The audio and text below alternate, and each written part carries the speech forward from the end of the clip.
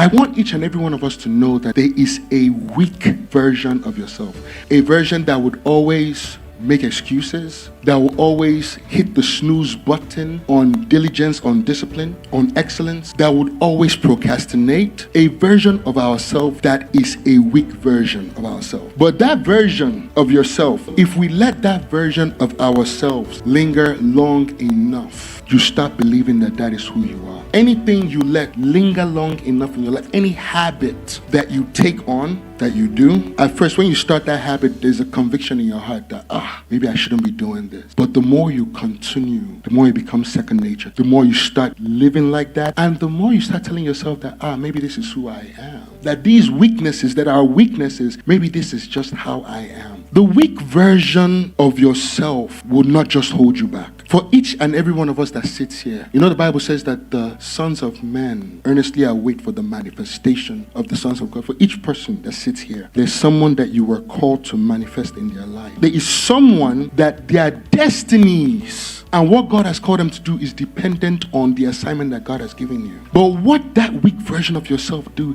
is not just that it holds you back, but it also stops you and it keeps you stagnant, and you are not able to be effective in blessing those that you are called to bless. So not only are you holding yourself back, you're also holding people back. You're also holding destinies back. You're also holding lives back. One thing we do not realize about life is that everything that God created was created for each other. Do you notice that water that looks beautiful that the fish lives in, outside of that water they cannot survive? So that tells me that everything, the grass of the field as it looks, it has a significance, because without it, the animals are not able to graze and feed. Without the animals grazing and feeding, for some of us that like meat, we will not have meat to eat. So that tells me that everything that God made and created is meant to serve something.